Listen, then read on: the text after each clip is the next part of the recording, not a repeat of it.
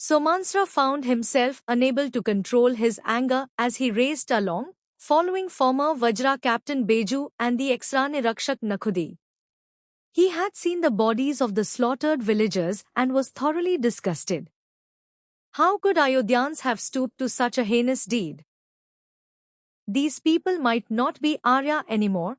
If Arya meant one had to be literally pure and noble and superior in behavior, thought and deed, since they had committed crimes at some point and fallen from that status of nobility of character.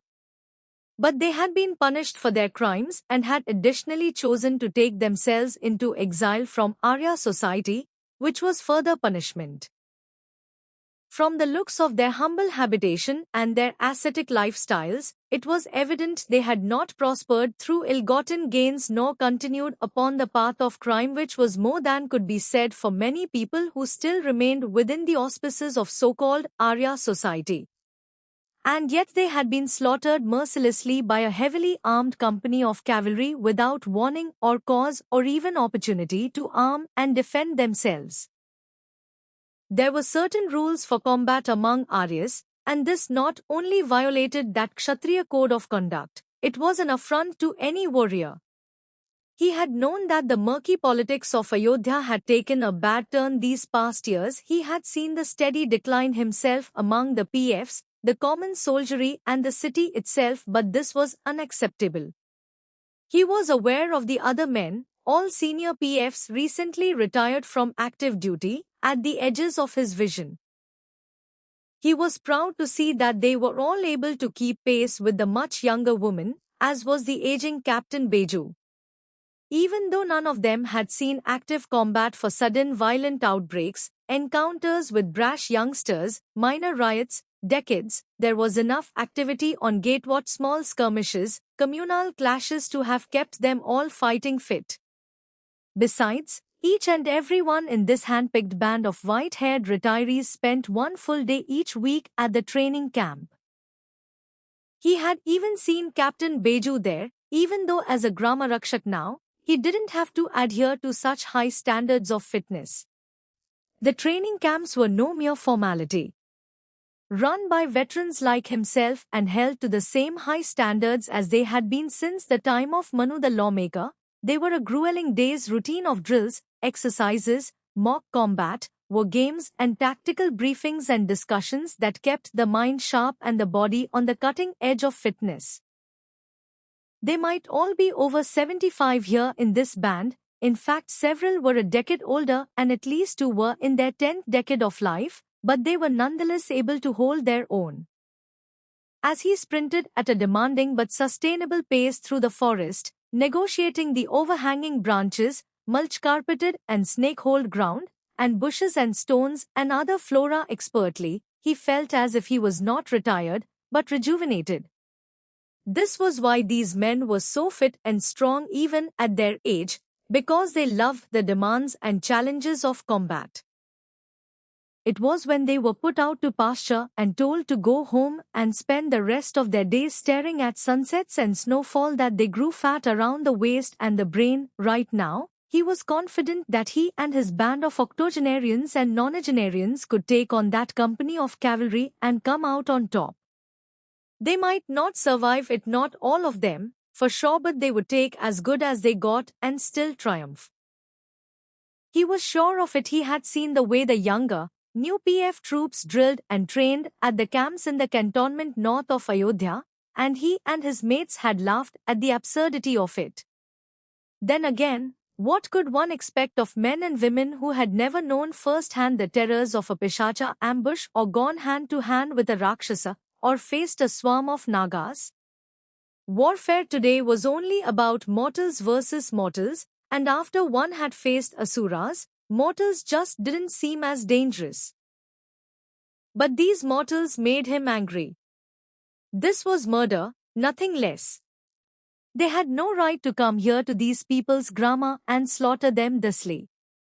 And if what he had heard Nakhudi say to Beju was right, and they were attacking an ashram now, then these mortal soldiers did not deserve to be called Aryas, let alone Ayodhyans. They were no less than Rakshasas and deserved to be killed like Rakshasas. He looked forward to coming face to face with them and showing them how real Kshatriyas fought. Beju sensed the anger in Nakhudi.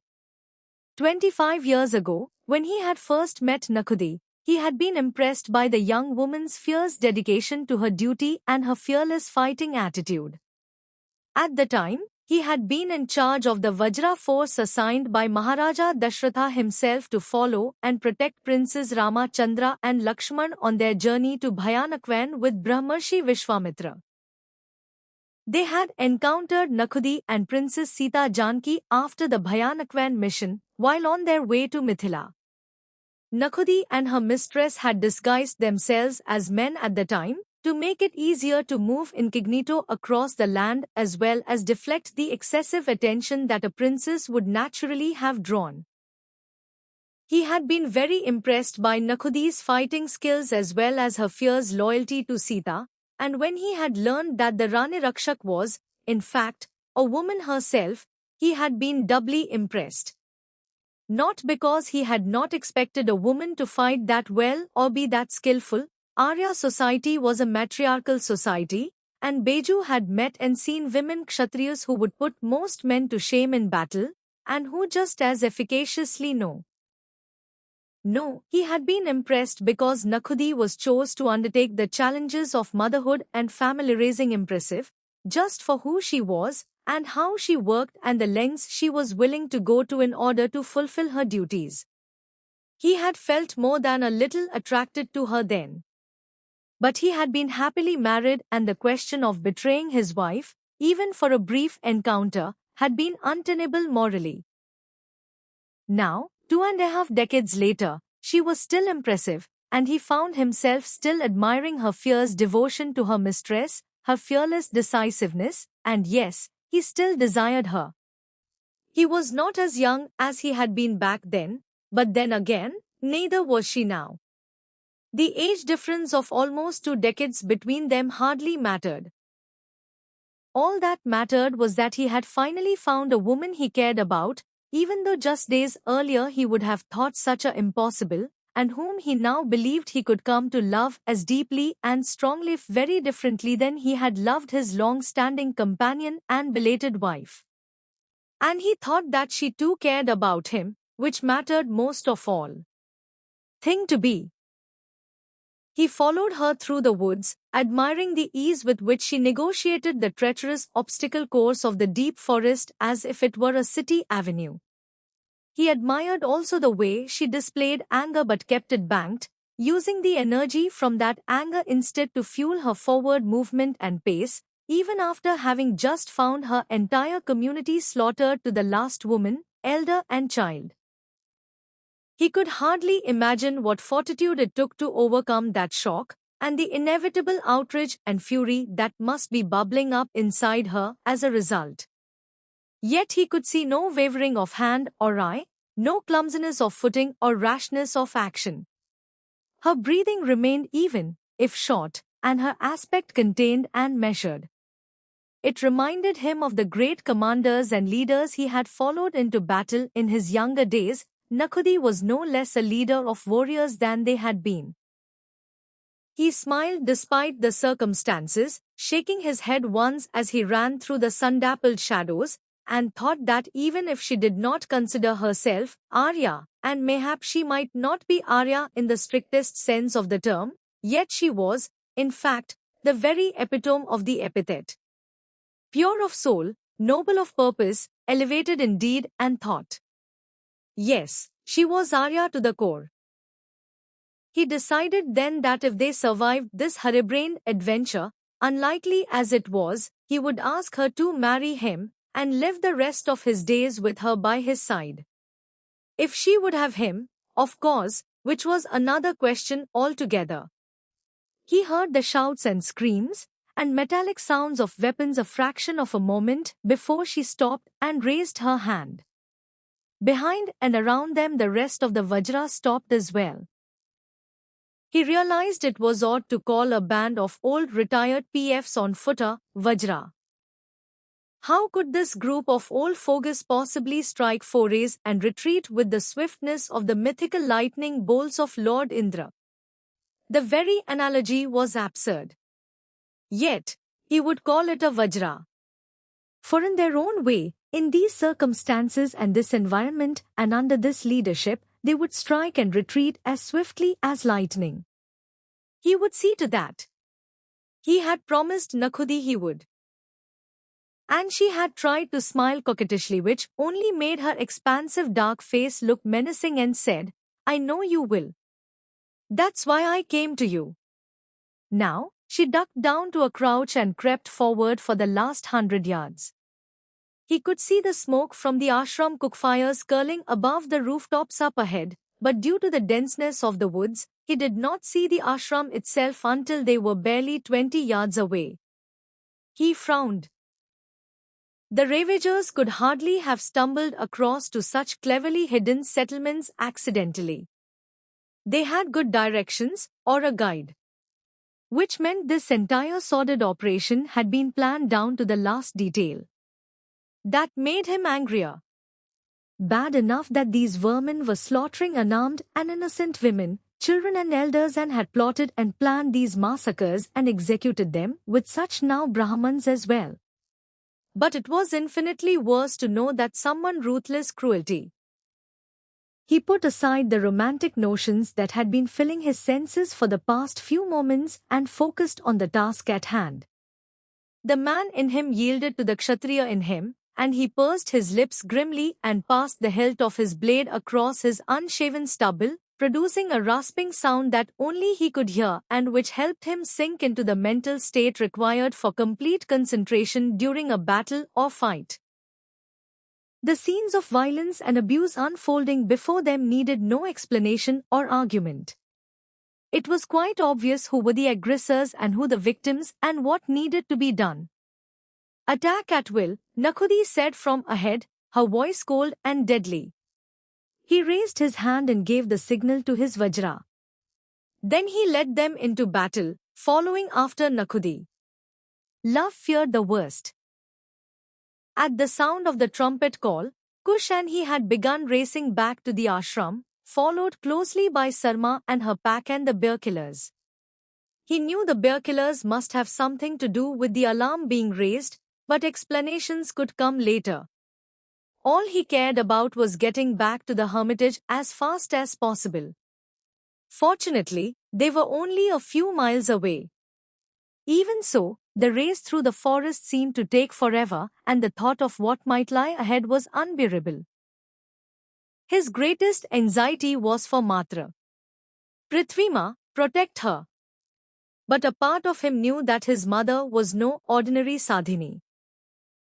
Ever since his brother and he had been old enough to understand such things, she had explained to them, calmly and without transferring any sense of fear or emotion, that it was imperative that they maintain a certain discipline about some things, such as their daily weapons and physical training, and that they follow certain prearranged codes and signals in the event of a calamity.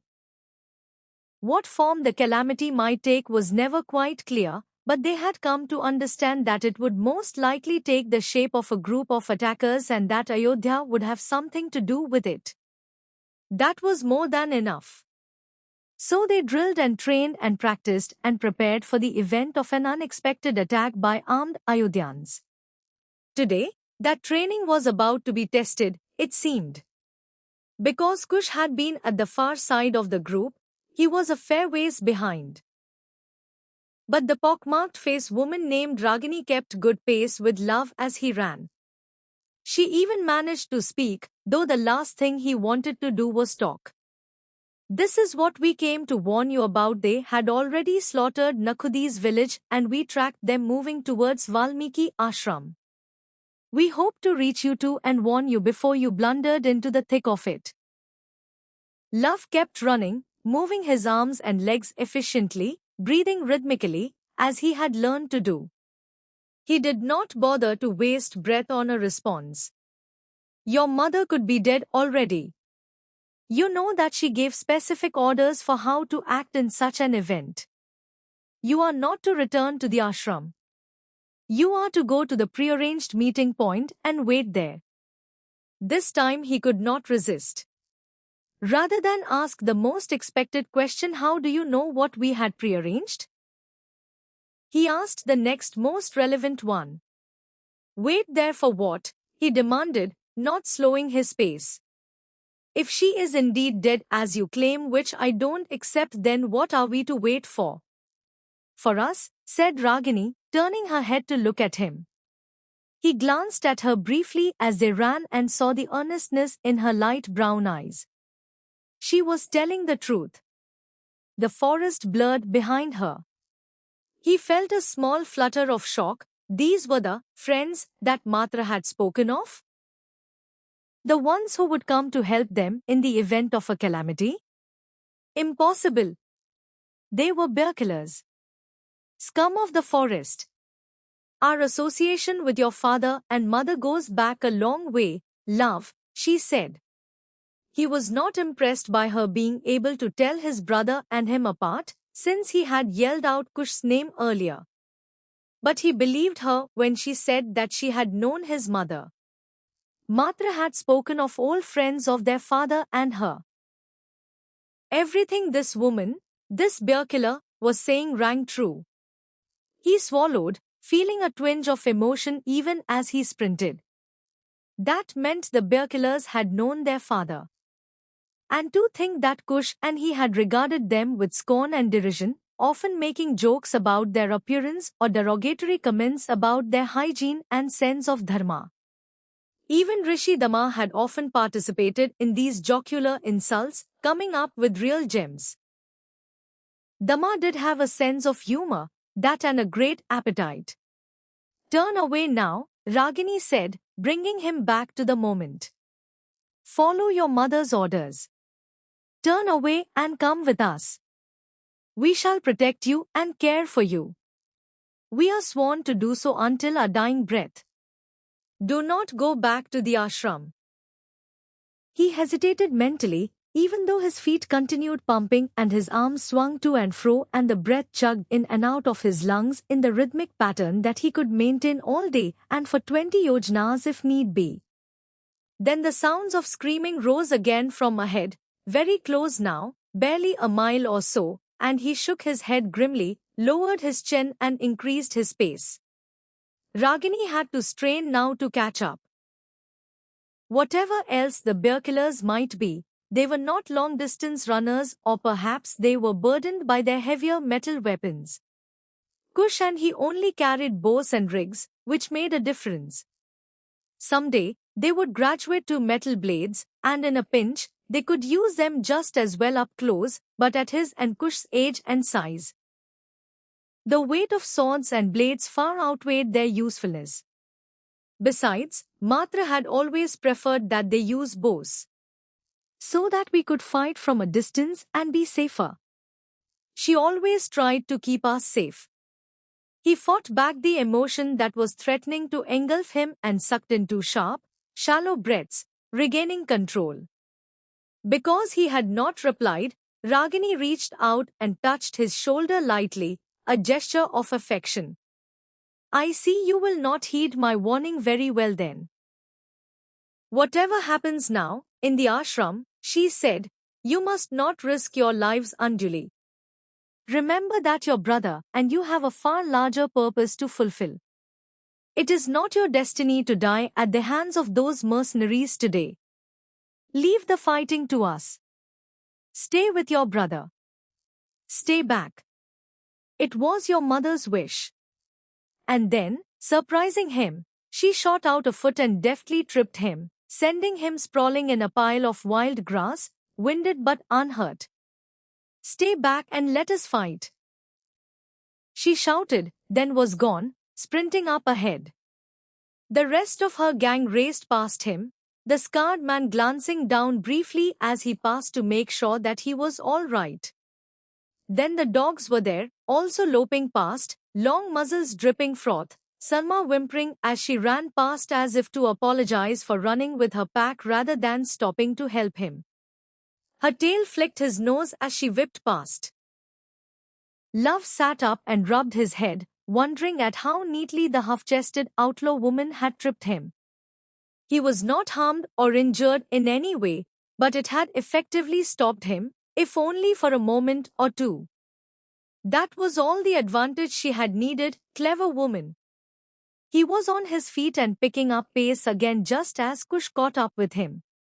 Love glanced sideways at his brother who grinned back at him, displaying a fleck of grass between his upper front teeth. From the blades of grass and leaf or two pasted to Kush's face and arms, Love guessed that he too had been similarly delayed by the bear killers. They exchanged a glance and it was all he needed to let him know that his brother had had a similar exchange with one of the gang members, probably the scarred man, and that they both knew all that was needed to be known. Except what happened to Matra and Gurudev Valmiki. Shoulder to shoulder now, they ran the last few hundred yards to the ashram. Up ahead, they could already hear the sounds of the bear killers roaring and calling out in their vulgar way and the dogs growling and snarling with the low-toned ferocity of animals at war as the new arrivals clashed with the attackers in the ashram. Moments later, Kush and he burst into the clearing and joined them.